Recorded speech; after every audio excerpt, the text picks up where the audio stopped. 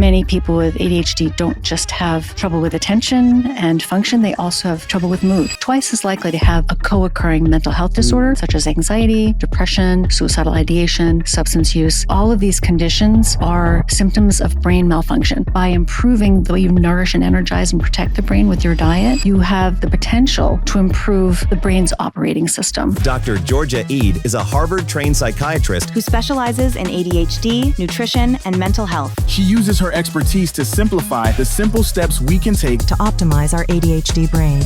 Most of us have been feeding our brains improperly our entire lives, even those of us who are paying attention to the headlines and the latest research and doing our best to follow those guidelines and eat better for brain health. That information is largely incorrect. All of our food is now pre-processed for us. We don't have to chew it. It's had its cellular integrity completely destroyed. So when we swallow it, the body doesn't recognize it as food. The traits that we associate with ADHD, what superfoods might benefit ADHD? So here's a hot take.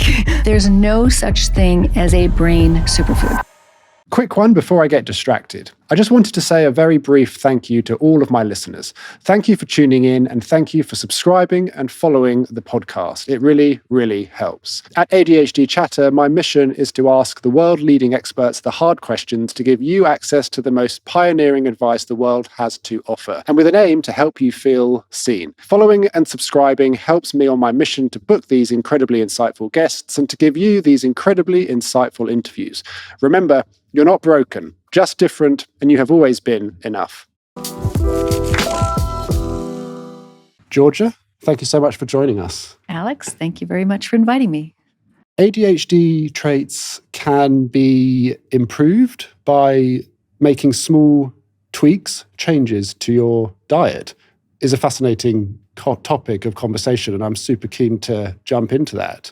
But first, what's your mission in the world of ADHD, and how does diet play into that? So my mission in the world of ADHD and mental health in general is giving people hope, helping them understand that they have so much more control over their mental health than they realize. Because most of us have been feeding our brains improperly our entire lives, even those of us who are paying attention to the headlines and the latest research and doing our best to follow those guidelines and eat better for brain health, that information is largely incorrect. And so it's not very helpful. But if you know which changes are the right ones to make, you can actually experience tremendous improvements in total mental health, especially mental clarity, within days to weeks. So interesting. And obviously this is an ADHD podcast, and I've seen you on other podcasts talk about nutrition more broadly in an in-depth, fascinating way. And I wonder, in what way can nutrition help somebody with stereotypical ADHD traits? In every way you can imagine. So everything is possible. There's so much potential. And really, it depends on the person. Because some people will experience tremendous benefits across the board with all of their symptoms, not just executive function, but also emotional regulation, feelings of overwhelm, anxiety. As you know, many people with ADHD don't just have trouble with attention and function. They also have trouble with mood. They may much more likely to have anxiety, much more likely to have depression, twice as likely to have a co-occurring mental health disorder, such as anxiety, depression, suicidal ideation, substance use. And so all of these conditions are symptoms of brain malfunction. And so by improving the way you feed and energize the brain, the way you nourish and energize and protect the brain with your diet, you have the potential to improve really the brain's operating system, fundamentally improve the brain's operating system. And when that happens, you may see some or all of those symptoms get better. So it really depends on the person. And so the reason why I do this work is because I really want people to try these changes to see what's possible for them. So when somebody comes to me and says, will this help me with my ADHD? Will this help me with my depression? Will this help me with anxiety? I say, well, you know what? I don't know. Well, let's find out. Let's find out what's possible for you.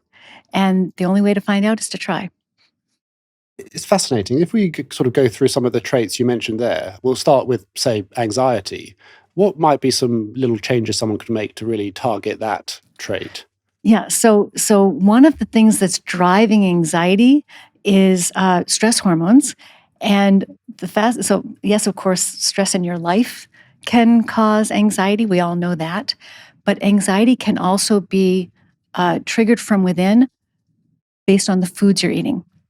And the biggest driver of stress hormone problems, of chaos in your stress hormone levels, is eating a diet that causes glucose levels to spike out of the normal range. So if you're on this glucose roller coaster, which most people are, so most people are eating refined carbohydrates, kind of sugary, starchy foods that spike your glucose out of the healthy range 3 to 6 times a day. And when you do that, your glucose levels are on this roller coaster all day long. And every time you get a glucose spike in your bloodstream, you also get an insulin spike on its tail to deal with that glucose. And so it brings the glucose back down to normal. And you might think, okay, well, what's wrong? As long as the glucose comes back down to normal quickly, what's the problem? Well, the problem is that the insulin is not just a glucose regulator. It's a master metabolic hormone. And so it is communicating with and regulating the levels and activity of many other hormones in the body, including your stress hormones. So when your glucose comes down, as insulin's pulling that glucose down back to normal range, the body feels that happening, senses that happening, and responds as if it's an emergency. Because plummeting glucose could quickly kill you if not kept in check. So the insulin brings it down, but you have to have other hormones to keep it from bottoming out. So insulin pulls it down, but then you have these other hormones that protect it from plunging you into dangerous hypoglycemia, including adrenaline and cortisol. These are stress hormones. And so if you're on this glucose and insulin roller coaster all day long, you're not just on a glucose and insulin roller coaster, you're on an adrenaline roller coaster, you're on a cortisol roller coaster, your reproductive hormones are also going along for the ride, your blood pressure regulating hormones, your appetite regulation hormones, your satiety hormones, many other hormones get pulled into that cycle. And so you're unstable from within. And so simply by getting your glucose levels to come down and stabilize, that alone can be a really, really powerful intervention, especially for people with anxiety, because so much of that anxiety is driven by this invisible internal hormonal roller coaster that we put ourselves on without realizing it. And does that same theory apply to, say, executive functioning traits like concentration, ability to stay organized? Yes. So the brain does not like glucose spikes. It needs some glucose at all times, but it doesn't need much. In fact, so the blood-brain barrier, which separates our general circulation from the fluids inside the brain, essentially keeps the brain glucose level about 80% lower than the blood glucose level. Because, again, it doesn't need much glucose. But the brain did not evolve to be able to cope with our modern industrialized food environment. It never expected to see hundreds of grams of refined carbohydrate. Refined carbohydrates are sugars, flours, cereals, fruit juices, things that are essentially naked carbohydrates that turn instantly into glucose in the bloodstream without you really having to bat an eye. And they're absorbed rapidly into the bloodstream, and they give you this sharp spike in glucose. So these refined carbohydrates were not part of our natural. We're not a significant part of our natural food environment a long time ago. But now these things are everywhere, and people are eating them up to 6 times a day in most cases. So the brain didn't evolve to see these. So the problem with this is that The higher the blood glucose, the higher the brain glucose. There is no way for the brain to put a cap on how much glucose comes in because it was never expecting to be bombarded by hundreds of grams of refined carbohydrate multiple times per day. And so it's not prepared to defend itself against that tsunami of glucose molecules. So the glucose comes flooding into the brain. And because the brain only needs a small amount, what is it going to do with the rest of it? The rest of it literally sticks.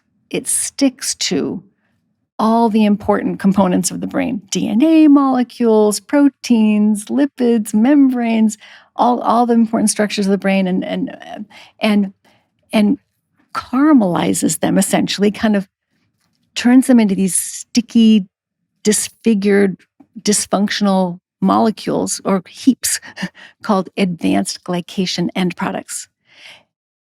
These are abbreviated AGEs, which is appropriate because they're also one of the main drivers of premature aging of the brain and other tissues throughout the body, the skin, and so forth. And so these advanced glycation end products, as they're accumulating in the brain, they trigger the brain's immune system because they shouldn't be there and they're causing problems. They're getting in the way as they're piling up. So the brain's immune cells patrolling the area saying, oh, what are these sticky clumps? We need to get rid of these. They call the first responder system, and they deliberately release inflammatory cytokines. These are little inflammatory signaling molecules, and oxygen-free radicals to deliberately create inflammation and oxidative stress. That's like your brain's first responder system. If you have brain injury or if you have a brain infection, the same process will happen. So you get these waves of inflammation and oxidative stress that if they're allowed to proceed unchecked and you don't get a chance to heal, this is supposed to be temporary, targeted, controlled. But for most people who are eating this way 3, 4, 5, 6 times a day, they're getting wave after wave of inflammation and oxidative stress, which is very damaging to the brain. And it's meant to be a short-term thing. And so there's never a chance for the brain to heal and go back to its previous happy state. So what you see, and you see this across many different mental health disorders, not just ADHD, but you definitely see in ADHD, is chronic inflammation and chronic excessive, what's called oxidative stress. And these directly physically damage the brain, all structures of the brain, including the hippocampus, where memory and concentration are seated, but also the blood-brain barrier and many other important structures of the brain. So, and over time, flooding the brain with too much glucose damages the brain's ability, ironically, paradoxically, compromises the brain's ability to use glucose for energy. And that's where the executive function piece comes in, because first of all, a brain that's under attack is not going to be able to function very well, under attack from inflammation and oxidative stress. But a brain that can't produce enough energy, reliable, smooth energy supply, is critical to every aspect of brain function, but especially executive function. And so really protecting the brain's ability to generate energy smoothly and reliably is one of the most important things we can do to optimize and protect our brain health for the rest of our lives. And the build-up of these AGEs in the brain, you mentioned some short-term consequences of that. Yeah. Stress, lack of concentration. What might some other short-term consequences of a build-up of these AGEs be? Well, these waves of inflammation and oxidative stress actually profoundly destabilize brain chemistry. So all of these neurotransmitter imbalances that we talk about for the different mental, so for about 75 years now, I mean, this is how I was trained, and I think this is how most people still think about mental health disorders. We think of them as chemical imbalances, disruptions in the balance of brain communication chemicals like dopamine and norepinephrine, which are two key neurotransmitters in ADHD, as I'm sure you and everyone watching your show already knows. So dopamine, norepinephrine, but also, when you get these waves of inflammation, oxidative stress, you can profoundly disrupt dopamine systems, serotonin systems, melatonin systems, which are responsible for circadian rhythm and sleep. And then you can get really strong imbalances between two major neurotransmitters in the brain called GABA and glutamate. And so you can kind of think of, so these are widespread throughout the brain, GABA and glutamate. And GABA you can think of as the brain's brake pedal. It's the brain's primary calming neurotransmitter. And glutamate you can think of as the brain's gas pedal. It's kind of the brain's primary excitatory neurotransmitter. So the balance between these two, GABA and glutamate, essentially determines your brain's overall activity level at any given point in time. How focused or stimulated do I need to be? How relaxed do I need to be in this moment? Because there are times you're going to need to be more alert and vigilant, and other times you're going to need to be calm and relaxed. And so it's a very flexible and dynamic system. Now, the problem is if you eat the wrong way, which most people are doing, then you get these waves of inflammation and oxidative stress that can raise glutamate levels in the brain to 100 times their baseline level. And that's the gas pedal pushed to the floor. And now the brain is in overdrive. And so people can become very anxious. They can even, if they're prone to this, develop manic symptoms or hypomanic symptoms. People with bipolar disorder and bipolar mood tendencies can experience this. People have difficulty sleeping, difficulty concentrating, because when the brain is in this high alert mode, it's really hard for it to function in any other way. It's essentially like if you were trying to sit and study calmly when there's a fire engine racing through your library. And so it's not a calm, focused state. It's kind of a crisis state. And most people are eating in a way that puts them into that state of mind multiple times per day. Super interesting, because we speak a lot on this podcast about different ways to improve the traits of ADHD. We've spoken about medication, we've spoken about exercise, we've spoken about therapy, loads of different angles of attack. But nutrition is, for me personally, such an overlooked topic. And if I were to start taking your advice, what are some small dietary tweaks that I could make in my life that might improve my ADHD traits? So if you're looking for a small tweak, so there, in my book, I put 3 different dietary patterns, but which people can explore. But I also put a list of single steps that people can try if they just want to say, well, what are the most important single step changes I might try? Let's say I'm not ready to completely overhaul my diet from the ground up. What if I just want to dip my toe in the water? And so one of the things you can do is you can remove the refined carbohydrate from the diet and just eat whole food sources of carbohydrate, which are fruits and vegetables, for example, instead of flours and cereals and juices and cakes and cookies and ice cream and anything that's going to spike your glucose too much. So essentially, these are factory carbohydrates as opposed to natural carbohydrates. So an apple instead of apple juice, for example. And so that one change it's a big change, and it's a difficult change because it's so different from the way most of us eat, but it can be a very impactful change. It is much harder to overeat whole food sources of carbohydrate than it is to eat refined sources of carbohydrate. And that's partly because refined carbohydrates are not processed by the body the same way. Our hormone systems don't respond to them in the same way. They don't even really recognize them as food. And so they kind of blow past your hormonal stop signs. And they're, for many people, addictive and wholly unsatisfying. In fact, they make you want to eat more of them. But that's not the case with whole foods. You can only eat so many bananas because there's a lot of fiber and a lot of water.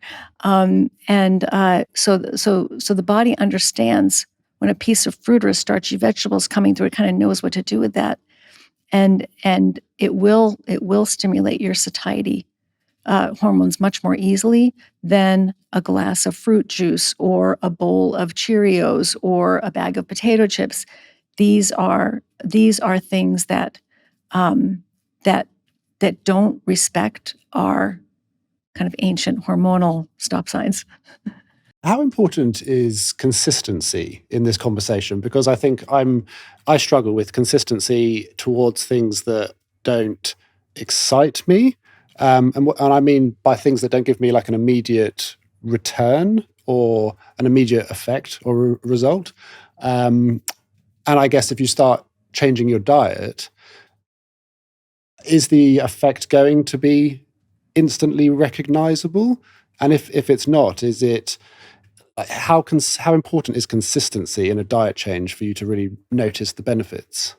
So 2 parts of that question. So how important is consistency, and what do you need to do to notice quick benefits? So that if you want that quick return on your investment, which people with ADHD love that, but everybody wants that, right? Everybody who wants to go through all the hard work of changing their diet and not see any results, or wait weeks and weeks and weeks for results.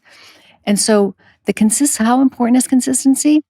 It is important, but I wouldn't let it stand in the way of practicing to get better. Because if you're going to just set yourself up for feeling like a failure if you try something new and you're not perfect at it, then you might give up. And I don't want people to give up. Because dietary change is hard, and it takes some practice, and that's totally okay. However, it can get really frustrating if you're not seeing the results you want. So the change that I just suggested, one powerful change you can make is removing the refined carbohydrates from your diet. That might help some people, but it may not give you, for lots of reasons, it may not give you the quick results you're looking for. For people with ADHD, what I like to recommend, and anybody who is kind of really results oriented and curious and kind of data driven, and is getting a continuous glucose monitor. So a continuous glucose monitor, available here in the UK and many other places in the world without a prescription. You can buy them over the counter. It's a painless patch that you put on your arm. You can, even just a couple of weeks, a single patch lasts, about a couple of weeks. And even that alone is enough to give you a tremendous amount of data about how your glucose levels are responding to the dietary choices that you're making. So let's say, and I do this all the time, so let's say somebody comes in like, I don't really need to change my diet. I already eat a healthy diet. I'm doing just fine. Diet's not the problem. That's not why I can't concentrate. Do you really think I need to, change the quantity or quality of carbohydrates in my diet? I said, I don't know. Let's find out. And wear a continuous glucose monitor for 2 weeks. And whether they share their results with me or not doesn't matter, because I have yet to work with somebody who wears a continuous glucose monitor and doesn't change their diet. Because you can see right in front of your very eyes how your food choices, your exercise patterns, your sleep patterns, your stress levels, all kinds of other things affect your glucose levels essentially in real time, even overnight. So it's kind of monitoring your glucose 24/7. And a lot of people think, that bowl of oatmeal topped with blueberries in the morning, that's supposed to be so good for my brain. Whoa, I didn't know that it was going to spike my glucose to 180 milligrams per deciliter. I have no idea what that is in UK units. I'm not sure. But I guess that kind of gamifies it too, or makes it brings the results forward, because you can see the effects significantly faster than you probably could feel them. Oh yeah, and some of the results. So 2 things about that. One is it does. People love them because they are fascinating. Most people are curious. They want to know what's going on. It gives you a window into your body that we didn't used to have. And these are relatively new devices, and people love them. So they're just cool. So you get to see what's going on, and then you get to do little experiments. to see if you can make it different.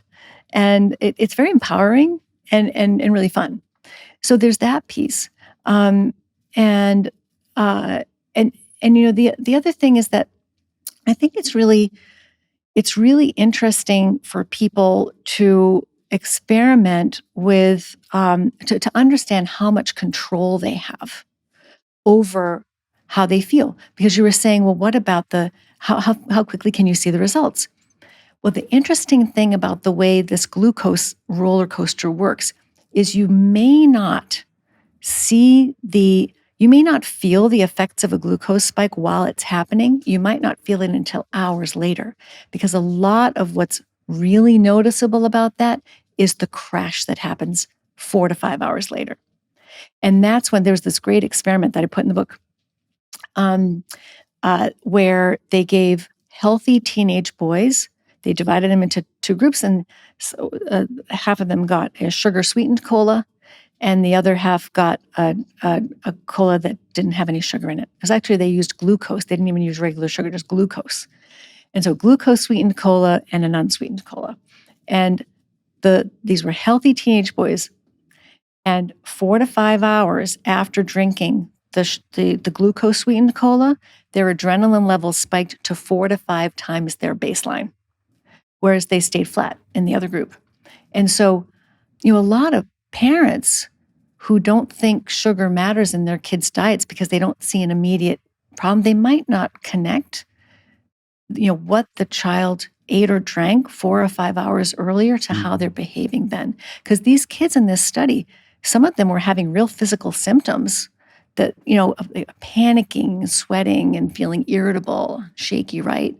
And so, looking like hypoglycemia, that's all from that stress hormone reaction that's happening. So it's not a subtle effect. And so people can learn their own rhythms and their own patterns and how to smooth them out. And they can see how much better they feel. You can change these patterns within 2 to 3 days. I mean, it's really quick. So, there's getting those glucose levels low and stable is a really powerful metabolic intervention. And people feel a lot better when they step off that roller coaster. What about superfoods? How does that come into the conversation, in particularly for the traits that we associate with ADHD? What superfoods might benefit ADHD? A quick word from our sponsor with a riddle. Can you guess the answer? Only 1 in 20 people can. What has 2 eyes, is smaller than a fingernail, lives inside your phone, and improves every element of your life and helps you remember all those social plans you made because you didn't know how to say no? Well, it's Tiimo app, of course. And I'd be lost without it. Literally, I'd never had made it to the studio. Tiimo app has organised me in a way no amount of notebooks ever could, and it's improving, evolving with your needs. And now it's even more simple with the AI Co-Planner. Tiimo offers an incredible conversational intelligence service, making it even easier to use.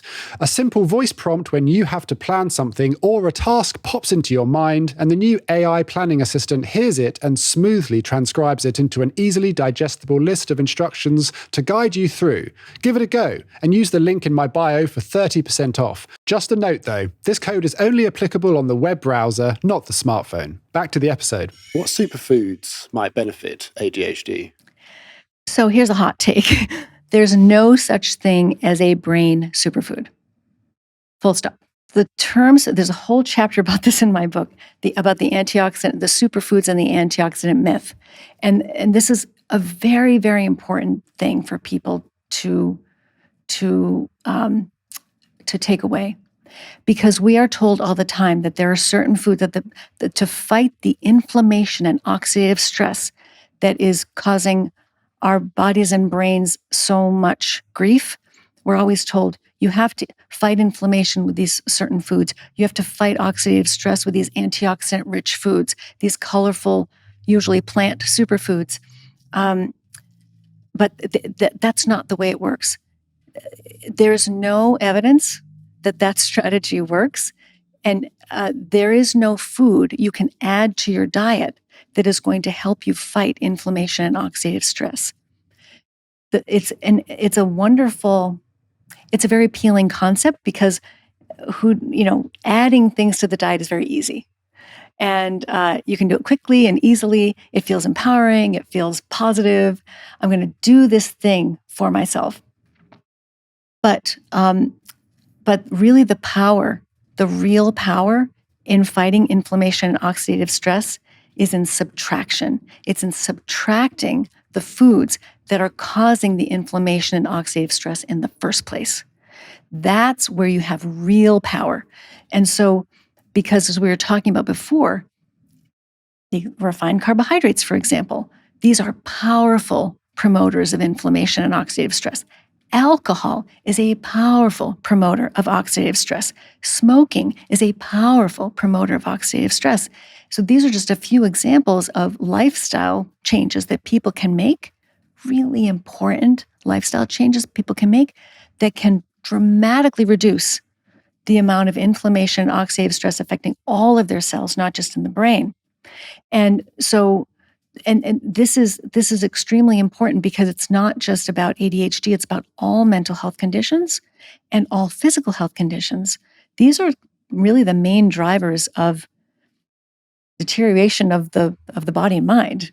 And so if you can remove, kind of stop fueling that fire, you feel so much better and protect yourself against so many of the chronic diseases that we all think are part of just the normal aging process, but which are not. I mean, we should expect so much more of our brains and our bodies. And if you feed your brain right, you can expect more from it. Are there any more day-to-day foods that might be flying under the radar that people might be eating quite often and not knowing that they're actually building up their stress? Yes. So there are many people are under the impression, because they've been given this impression by prestigious, influential academic and other nutrition information sources, that whole grains are good for you. And whole grains are extremely poor in nutrients, extremely high in anti-nutrients. So it's not that they just don't give you almost anything that you need. They also actively interfere with your ability to obtain nutrients, not only from the grains themselves, but from other foods you eat along with the grains.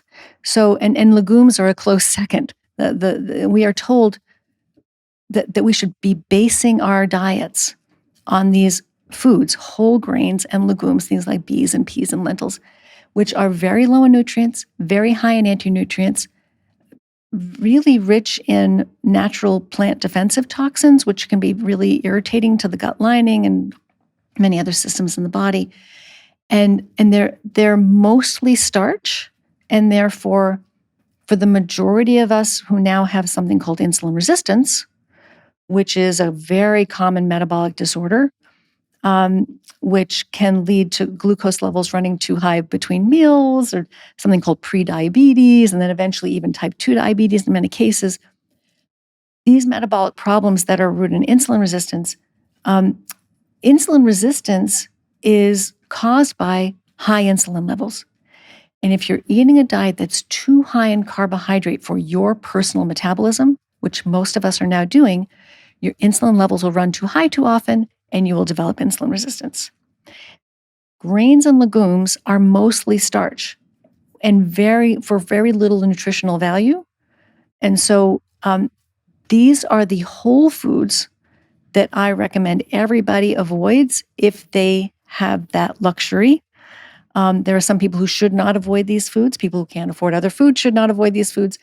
But also people who choose vegan diets should not avoid legumes, because it will be very difficult to obtain the essential amino acids, the proteins that you need if you're not including some of these foods in the diet.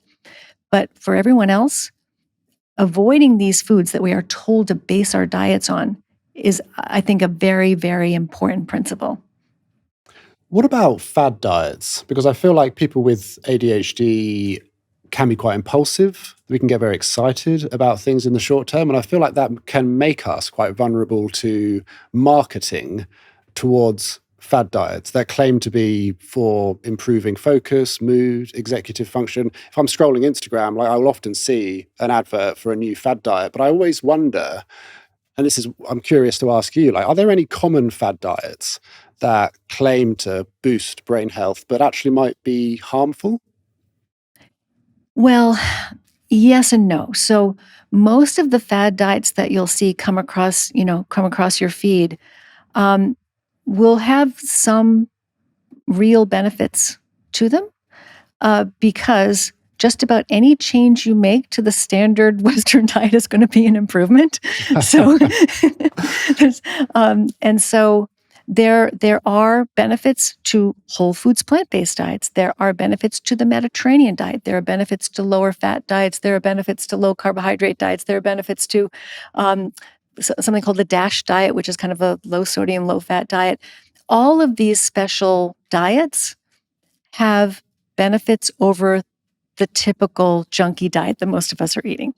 So the problem is most of them just don't do enough. They don't make the changes. They don't pull the most powerful levers you have available to you.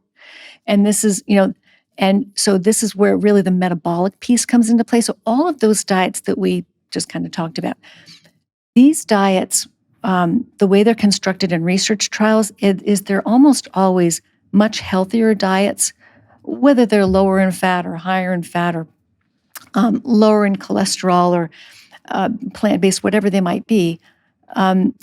They're almost always higher quality diets, meaning they're more whole foods patterns, less refined foods, less factory foods, less junk food. And that's very good. You want that. But most of these diets pay little to no attention to metabolic health. They pay little to no attention to glucose and insulin regulation. And I know I sound like a broken record, but this is really a very, very importantly critical, fundamental piece of the puzzle that most people are not taking advantage of. And again, within days to weeks, if you can get control over those glucose and insulin levels, you could potentially experience profound, life-changing benefits to your mental health that other dietary changes simply aren't capable of. So, a lot of people understand that it kind of makes intuitive sense, right? Well, of course, what we eat matters to the brain. I mean, we never used to actually think about it much, but people are thinking about that now. People do talk about, eating for brain health. But, most of the recommendations you hear, like eating more superfoods or, eating less junk food, eating more superfoods, eating more colorful, a more diverse diet, lots of fruits and rainbows of fruits and vegetables, more whole grains, more legumes, less red meat, less saturated fat. These are the things you hear all the time. More fiber. You hear these things all the time. And some of those have some merit, others don't. It could be a longer conversation. But none of those principles is paying any attention to glucose and insulin levels and how the brain generates energy. And so, and whether or not these dietary patterns are truly reducing inflammation and oxidative stress in the brain. So that's where the power is. So all these fad diets are coming across the screen. Yes, they do have merits, but you're leaving an awful lot on the table if you don't explore diets that do a better job of getting your glucose and insulin levels in control. So these are lower carbohydrate diets. These are paleo diets that exclude. So there are 3 dietary patterns I lay out for people in the book to explore. One is a kind of a moderate carbohydrate paleo diet. It's got about 90 grams of carbohydrate per day, which is at least 3 times less than most people are eating now. So it gets those glucose levels down into a healthier range without going into the ketogenic range. So which people can definitely benefit from in many cases, but just starting by practicing that whole foods pattern, and That allows you to have a serving fruit and starchy vegetable with each meal, so you don't have to remove all the carbohydrate or almost all the carbohydrate from your diet, but you're eating a much more nutritious, much healthier and safer diet than most people are eating right now. That's well worth exploring. And then the next level is exploring a ketogenic version of that same dietary pattern by reducing the total amount of carbohydrate in the diet down so that you're not just getting the glucose levels under control, you're also getting the insulin levels under control, which is the next level of intervention. And that's a very powerful metabolic intervention. So when you do that, when you get glucose levels down low enough and insulin levels down low enough, now you've switched on fat burning. Most people want to burn more fat, and this is the way to do it. You burn fat, but the great thing is even if you're not trying to lose weight, because we think of ketogenic diets as weight loss diets, they can actually be constructed for weight loss, weight gain, or weight maintenance, depending on how you build them. But if they were only weight loss diets, those of us who follow ketogenic diets for a long period of time would have disappeared a long time ago. We just would have kept losing weight until there's nothing left of us. So ketogenic diets lower glucose and insulin levels to the fat burning point. And when fat is burning vigorously enough, the liver chops the fat into small fragments, ready to burn fragments called ketones that circulate in the blood. And these ketones can cross the blood-brain barrier and help energize the brain. And they can bridge any energy gaps there might be from damage to the glucose processing system in the brain, which the more we look for evidence of this in various mental health disorders, the more evidence we find. The brain is having trouble burning glucose for energy. And so ketogenic diets have this unique ability to energize the brain differently and fight inflammation and fight oxidative stress and improve brain healing, allow the brain to heal. So it's a completely different state of mind that I really want more people to experience for themselves to see what might be possible for them. So in your opinion, what do you think the best diet is for someone with ADHD? Someone who perhaps suffers from brain fog, poor concentration, time management, all of those executive functioning challenges that we associate with ADHD. What diet would you point someone like that towards? It's going to be a frustrating answer, but it depends. It has to be personalized. For some people, dietary changes for ADHD are about food sensitivities. In fact, some of the best studies that have been conducted so far in the field were done several decades ago. There were numerous studies, especially here in Europe, of children with moderate to severe ADHD. And the thinking behind these experiments were, well, maybe food sensitivities are causing some ADHD symptoms. So they placed these children on very similar types of diets. These are all these were called few foods diets or oligo-antigenic diets. These were diets that were low in common food culprits or eliminated a lot of the common food culprits, things like wheat and dairy and soy and chocolate and peanuts and things that researchers believed might cause problems for sensitive kids. So they stripped the diet down to just a handful of foods. These were things like lamb and chicken and vegetables and fruits and strangely margarine and apple juice. They were trying to replace the butter because they took out the dairy. So these were they were very simple, mostly whole foods diets. And the response rate in these kids to these diets, no matter which study you look at, which research group you're looking at, 62 to 82% of the kids got better. Some of them full remission within weeks of changing their diets in this way. These were not low carbohydrate or ketogenic diets. These were mostly whole foods diets where most of the potentially problematic foods had been removed. For some people, that's all it's going to take. And so, especially if you're younger and you don't have a lot of metabolic damage already, which as we get older, if we keep eating this way, we accumulate a lot of metabolic damage. But kids are pretty resilient. Evolutionarily, we needed to be novelty seeking in order to find new food sources and not be afraid to try new things. And people with ADHD have that in spades, right? We needed people with ADHD traits in the tribe. Like, go find something new for us to eat. Go explore. And then we needed, people who were, kind of plod along routine people to keep things running at home or in the cave or wherever it's going. We need all kinds of brains. So, but that novelty seeking thing, the food industry has figured that out. They know that we want to see a new flavor, a new texture, a new crunch, a new color, a new package. And we just can't, we get curious, oh, what's that? I haven't tried that one yet.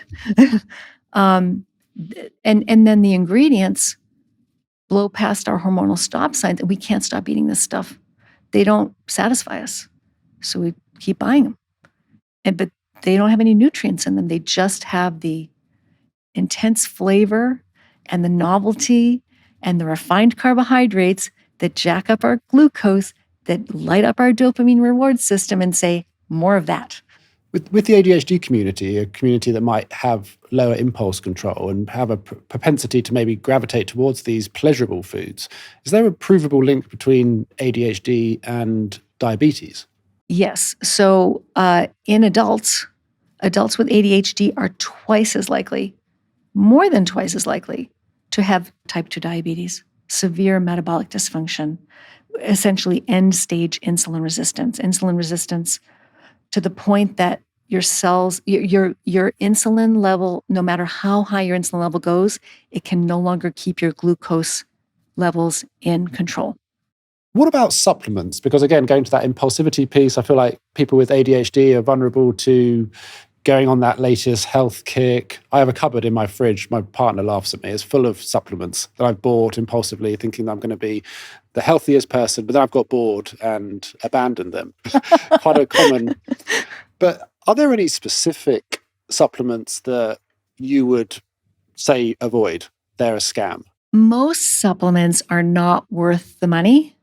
There are some supplements that can be useful, that may help to a certain extent. They're not going to get to the root of the problem, but they could potentially be helpful. But most supplements are not worth the money, especially supplements that claim to be antioxidant or have antioxidant or anti-inflammatory properties.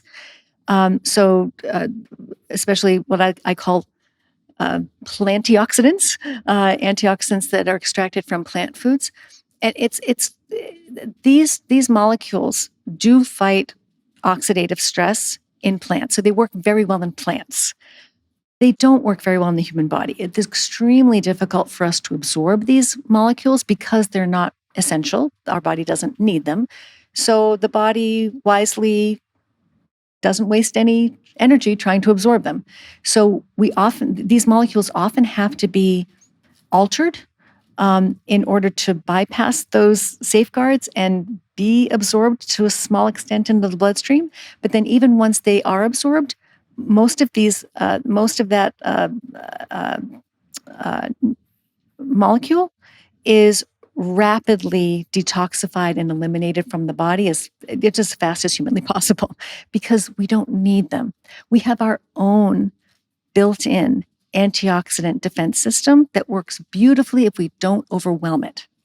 So the brain makes its own antioxidants. There's a pathway in brain cells called the pentose phosphate pathway that builds antioxidant molecules. And so whenever we eat, the process of eating, oxidative stress is unavoidable. Oxidative stress happens. So we cannot extract energy from food without creating some oxidative stress in the process. It's kind of like collateral damage. But the body knows this. Evolution figured this out. Oh, well, if we need to create oxidative stress, if we can only get energy out of food by creating oxidative stress, we better be prepared for that oxidative stress, because oxidative stress can be dangerous. So we have our own built-in antioxidant defense system to mop up those antioxidants that we expect to see. But again, evolution was no match for our modern food environment. We're flooding, we're bombarding our system with so much glucose and so much vegetable oil, by the way, refined fats as well, just as problematic as refined carbohydrates in a lot of ways. So many oxygen-free radicals being created that they're just spilling over and terrorizing the village. They're like little bulls in a china shop, and they're randomly bumping into and damaging everything they encounter. That's oxidative stress, and it causes a lot of damage. And so, if you have a normal amount of oxidative stress comes from the foods we eat. It comes from sunlight exposure.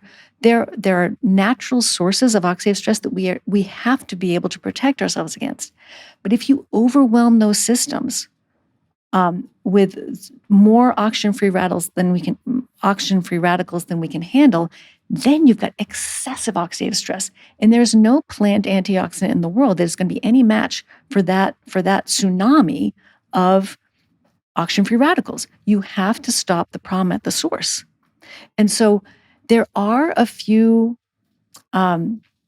supplements which may be useful in helping reduce oxidative stress.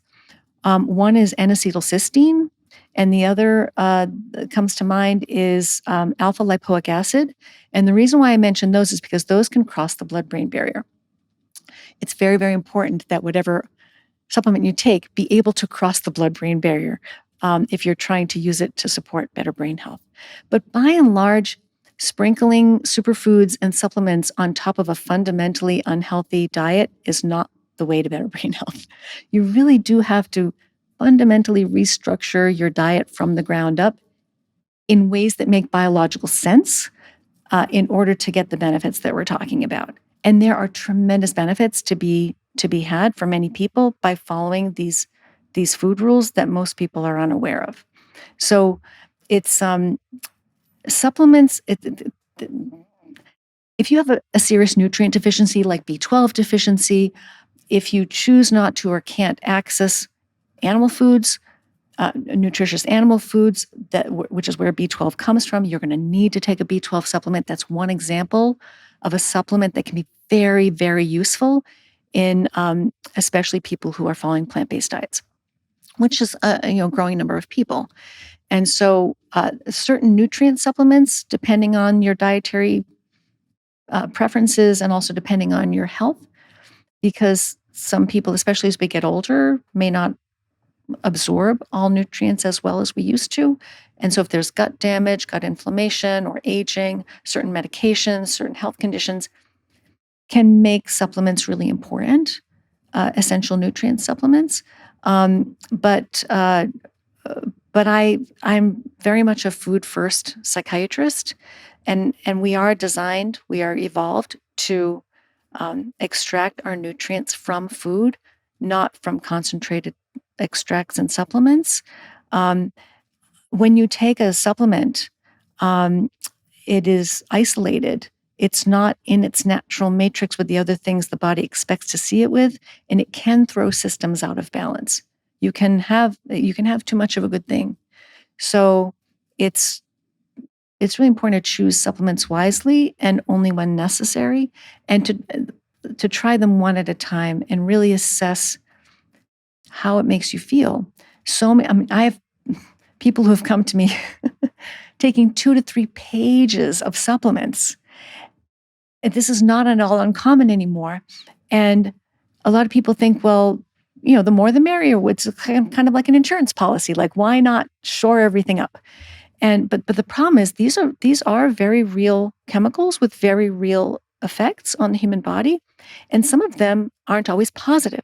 And so it's really important, just as with dietary changes, if you're going to use supplements, try them one at a time. Really take the time to figure out, okay, how is this affecting me? Is it making a difference? Is it worth my money? Is it making me feel worse? And because you can see that sometimes, some people do feel worse when they take supplements. And so I would just say exercise caution and explore, keep an open mind, curiosity mindset, just as with dietary changes.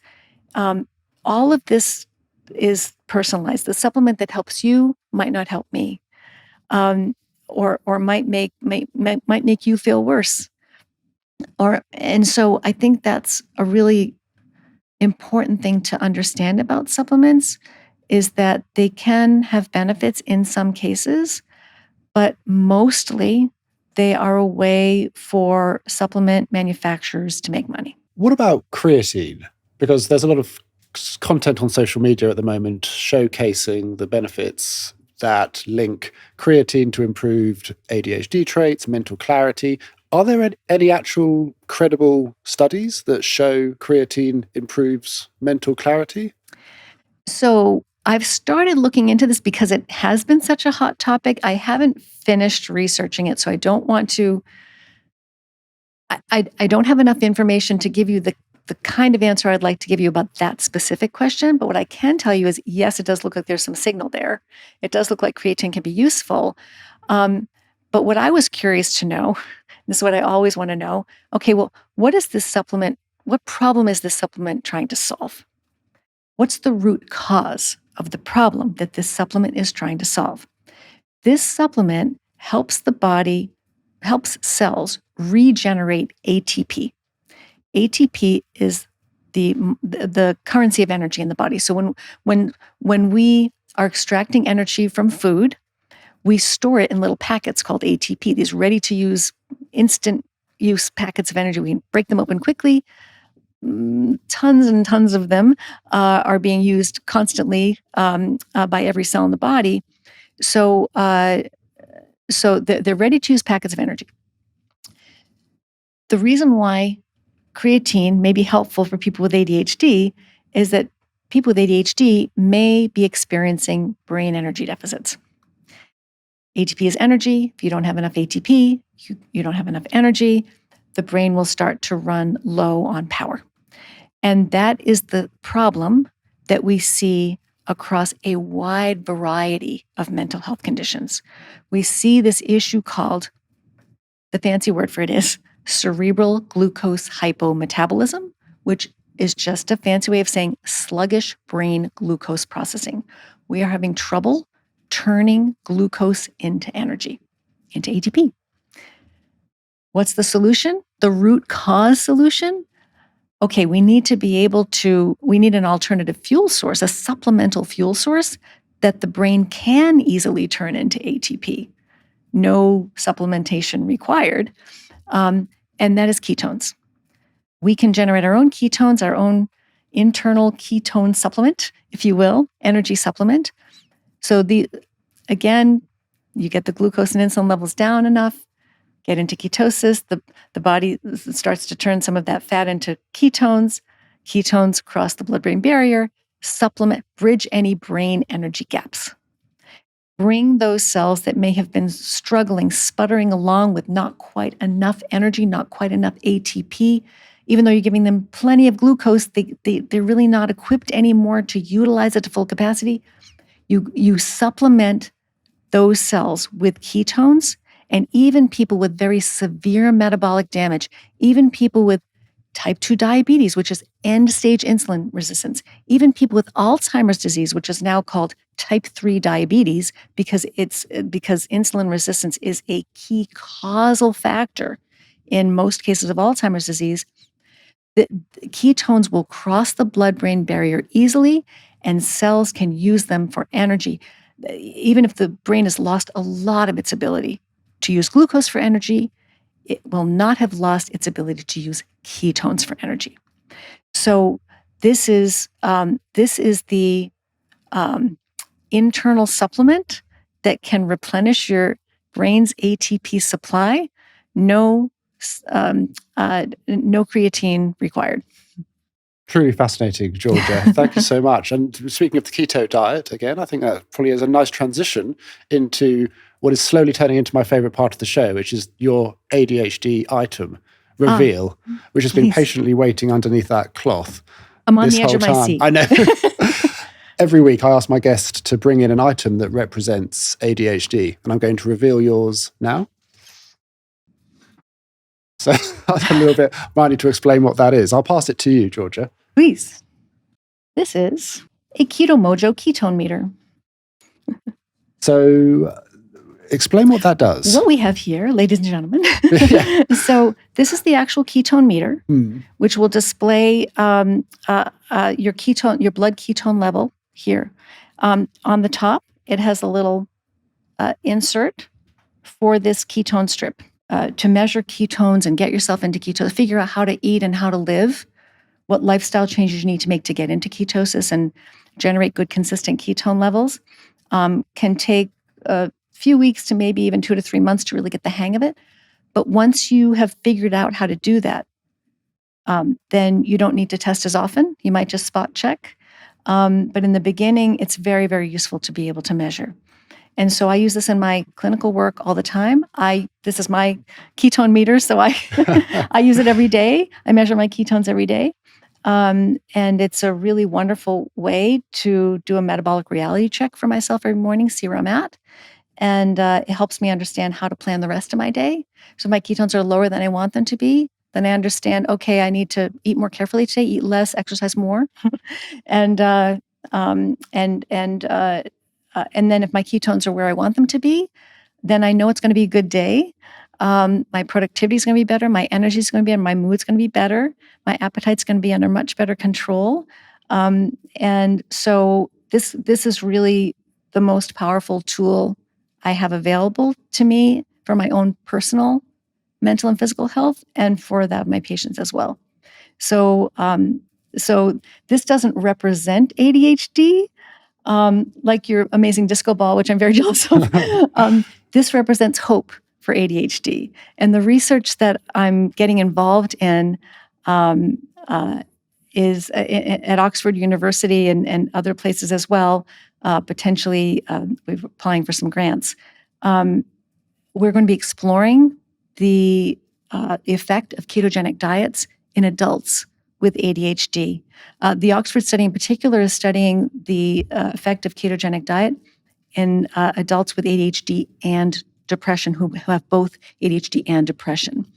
And so this is very exciting, kind of cutting edge research. There's a lot of potential here. And the beautiful thing about the ketogenic diet is that it doesn't have to be an either or intervention. You can use the ketogenic diet in combination with other lifestyle strategies, exercise, dietary changes like whole foods diets, et cetera, even medication for those who use medication. A lot of my folks who are on a ketogenic diet find that they either need less or sometimes even no medication to manage their ADHD symptoms when they're in ketosis. And so I even have some patients who only take their stimulant medication when they're not in ketosis. So it's the beautiful thing about the way the ketogenic diet works for people with ADHD in my clinical work is that, stimulants, they can be very helpful for a lot of people, but there can be downsides. Sometimes you can't access them. Sometimes you can't afford them. And sometimes they give you side effects, like they might make you jittery or anxious or irritable or tense. They can wear off and they can cause a crash. They can cause a lot of anxiety. They can kill your appetite. And in kids, it can even lead to some problems eating enough food. So they, like any medication, a lot of side effects. So some people get benefits, but they also get jitters and that sort of thing. So it's not what you get with the ketogenic diet is calm, focused energy. Calm, focused energy. And you can't get that with a medication. So it's got a lot of potential. And, I think one of the interesting things about being a psychiatrist, I'm a general adult psychiatrist.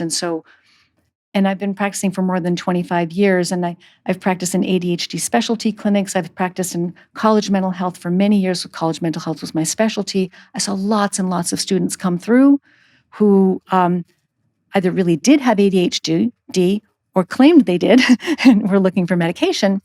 I have a lot of experience with ADHD. But being a general adult psychiatrist, What I can also tell you, which will be no surprise to you, is that most people, most mental health conditions come with some attention problem. Depression makes it harder to concentrate and pay attention, get things done. Anxiety, same story. Substance abuse, same story. Schizophrenia, same story. Bipolar disorder, same story. Cognitive decline. All of these conditions impair our ability. Attention requires the whole brain to be functioning well. Concentrating, getting executive function is a higher order human skill. And it requires that everything be working properly. And so it doesn't take much to disrupt that attention network. So, and this is why I can tell you that, yes, some of my patients have ADHD, but most of my patients have attention dysregulation. And the ketogenic diet, the number one most predictable experience that people who try a ketogenic diet have, that the phrase that you hear most often is mental clarity. Often within just a few days, people feel like, their brain is back online. Because really what the ketogenic diet does is it fundamentally changes the brain's operating system. And it's a shift that is very noticeable in most people and is, for many people, a state of mind they haven't experienced before and didn't know that they could access. So it's not an intervention that you should go home and start today without learning more about it, because it is a powerful metabolic intervention. If you're taking medication, if you have a history of any serious mental health symptoms, if you're under care for any kind of medical condition, especially if you take medicines for diabetes or high blood pressure, heart disease, you can't just start a ketogenic diet without medical supervision, because it is so good at lowering glucose levels and in many cases even lowering blood pressure, that it can be dangerous if the medications aren't adjusted carefully. And there is a transition phase in the very beginning, it's called keto adaptation, as the brain is shifting gears from mostly glucose-based energy to mostly fat-based energy, which is a good change to happen. It can be uncomfortable as the body's shifting gears, and actually people can feel worse before they feel better. So there's a lot more to learn about it, which I've put in the book to help people understand the risks and benefits. So don't impulsively try this at home before you learn more and get excited. If you're as excited about it as I am, please do your homework first. But it's really one of these tools. Like I said, my item doesn't represent ADHD. It represents hope for ADHD, like untapped potential. And like that's the thing about one of the many, many things about ADHD is there's so many people with ADHD are not able to reach their full potential, and they don't even know what's standing in the way. And I am not saying that this intervention is going to cure everybody's ADHD. But what I am saying is you don't know what's possible for yourself until you try. And I really want to give people that hope. Do you think it's a bit of an injustice that many psychiatrists, many doctors, when they've diagnosed someone with ADHD, the first course of treatment that they will recommend is ADHD medication? Do you think they should first suggest going on a keto diet before considering medication? Well, yes and no. So we have no clinical trials yet for ketogenic diets in ADHD. So I can understand why this idea is not current standard of care in mental health practice. What I do wish is that that my dream, my tiny little dream for the world, I really strongly believe that every person with a mental health condition, whether it's ADHD or anything else, every person with a mental health condition deserves a metabolic evaluation. It's very simple to do. People can even do it at home. I can tell you how to do it right now. Everybody deserves to know where they stand on the insulin resistance spectrum, because if there's insulin resistance in the body, which is what you'd be measuring for, there's very likely also insulin resistance in the brain, which means that the brain is not fully energized.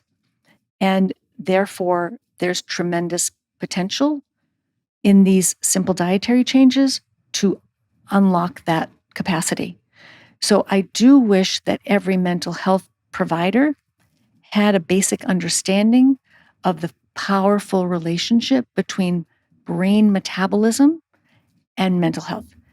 I developed a continuing education course for clinicians of all backgrounds in ketogenic diets for mental health more than 5 years ago, the first one, because I wanted clinicians around the world to be able to understand this relationship, what the science tells us, how to evaluate people, and what kinds of conversations you can have that can inspire change and hope, and to see, really to see what's possible for people.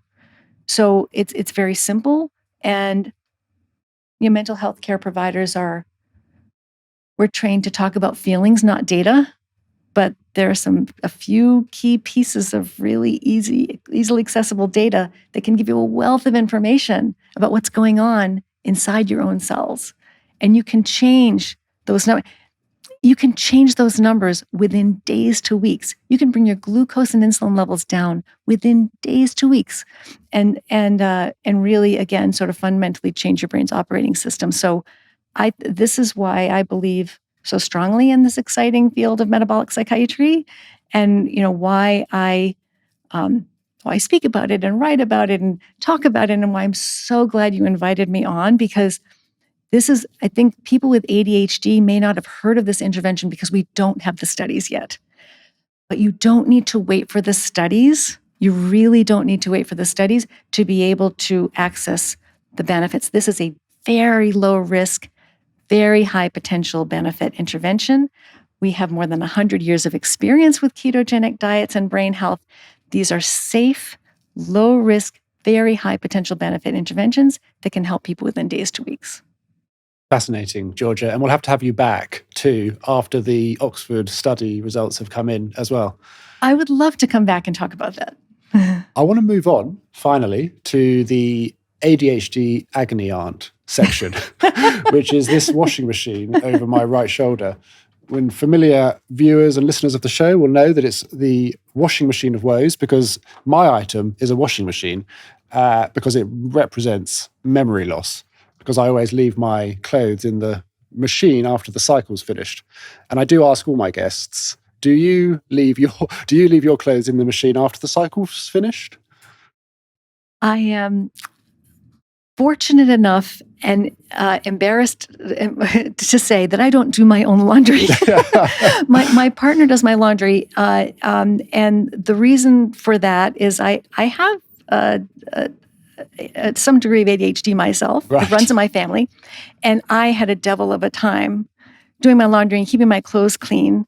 I hate doing laundry. I procrastinate about doing it. I stumbled across an old diary from when I was in middle school a while back. And there's one page that says, I have to wake up an hour early tomorrow morning to look for my basketball uniform. So I can't be trusted with laundry. Very relatable. You've got your partner to help you. I've got the Tiimo app, which helps me remember the laundry. But yeah, often still it is the smell of damp coming from the laundry room that reminds me. This week, Georgia, somebody has written in to the washing machine of woes and asked, I have ADHD and I've really struggled with binge eating my whole life. I'm a bit of a yo-yo dieter. Does this stem from ADHD, and how can I control my yo-yoing diet? Did the person sign it? No. Anonymous. Oh, okay. So anonymous, shy person. I'm really. I love your question, because this is exactly what I'm going to be talking about at the Food Addiction Conference 2 days from now in London. Is this powerful connection between loss of appetite control and food choices? So binge eating is extremely common, becoming more and more common all the time, and what's driving binge eating isn't necessarily a lack of control. It is a lack of control, but why? So we want to go deeper. Like, I'm a psychiatrist, let's go deeper, right? So you eat too much sometimes. Sometimes you feel completely out of control of your eating, and you've tried multiple times to try to get this under control. Now, if this shy person were sitting here, I'd want to ask a lot of questions. So what have you tried in the past to try to get this binge eating under control? And a lot of people say, well, I've tried counting calories, I've tried portion control, I've tried avoiding certain foods, but it always seems to come back, especially if I'm under stress. So there are several things that trigger that vicious cycle of overeating. And remember, we were talking before about there are two kinds of evolutionarily there are two kinds of hunger that are built in, hardwired. So one is the hormetic hunger, which is we have to eat for nutrients and energy, and the other is hedonic hunger, is we like to eat things that are pleasurable and we want to seek out more and more of those things. There's a third type too we're going to talk about in a second, which is emotional hunger, which is driven by stress. So for people with binge eating, they're much more likely to have food addiction. There's a tremendous overlap between these two diagnostic categories. And so, and this has been shown in a number of research studies. So people with binge eating score much higher on scales of food addiction. And so the types of foods that people tend to overeat are very telling. So the other thing I'd want to ask this shy person is, what kinds of foods tend to trigger you? What kinds of foods do you feel like that you easily lose control over? They're almost always foods that contain refined carbohydrates. Not necessarily always sugar, not necessarily always sweet. Some people are savory overeaters, macaroni and cheese, pizza, and some people are sweet, ice cream and cookies and so forth. But it's all the same. It's all refined carbohydrates, sugar, flour, cereals, fruit juices, etc. So the first thing is understanding what triggers the overeating. And again, it's that roller coaster. So you get the glucose spike, the insulin spike, then you get the crash, then you get the stress hormones. So and this triggers this vicious cycle of overeating, because the third type of hunger is emotional hunger, stress-driven hunger. You get this rise in cortisol, so you get the glucose spike, the insulin spike, the glucose comes down, the adrenaline and cortisol pour in to keep the glucose from bottoming out. And now what happens? You've got this flood of stress hormones in your body. What do stress hormones want you to do? They think you're in a stressful situation. They think you need fast energy. The fastest energy available to the body is glucose. Glucose burns faster than fat and ketones. So what does it do? It tells your liver to pour out more glucose into the bloodstream, even if you just had something sweet. And it makes you seek out foods that are high in glucose because it thinks you need fast energy. And this is all artificially driven by eating the wrong foods. If you eat foods that can't spike your glucose and that are nourishing, you will not over-trigger the hedonic pathway, and you will not trigger the stress pathway. Most people know that all diets are hard to stick to, but most people know that the time their diet is in the most trouble is when they're under stress. And that's not your fault. Binge eating isn't your fault. Stress eating isn't your fault. If you understand how it works, you can actually take control of it, and you can actually, you need so much less willpower when your hormones are when you are stable from within. And it's again another plug for, there's a wonderful study conducted by Dr. Jen Unwin, who is the organizer of this International Food Addiction Conference that's taking place in London in a couple of days. This is the second year of it. She conducted a study that's now 1 year out. They put 1 year data on this, where low carbohydrate whole foods diets coupled with education and support, a very simple online program. This was conducted in more than one country, brought tremendous relief from food addiction. I believe the figure is 2/3 of people still in remission a year out. So there's tremendous hope for this shy person, whoever she or he is. That's fascinating, Georgia. And thank you so much. On behalf of the shy, anonymous listener, thank you so much. To finish with, I want to deliver you a letter that was written by the previous guest where they wrote their 3 rules to live by. Yes, I've been looking forward to this. I'll lean over, Georgia, and pass you the letter. Thank you you, could kindly Alex. open it and read the 3 rules. To the next guest, ADHD chatter. You're in the right place. Oh, 3 rules to live by. Self-care is non-negotiable. I like that. Be kind to yourself. 3. If in doubt, slow down and breathe. 3 very punchy and good rules, I think. Thank you. Another shy person. Yes. Yeah. Sometimes less is more. Not signed. Georgia, once again, thank you so much on behalf of everyone who's grappling to understand their brains and figuring out how simple dietary changes can make a big difference to their brain. Thank you so much. Thank you very much for inviting me. And it was really, really nice that you had me on, and it's been really nice meeting you.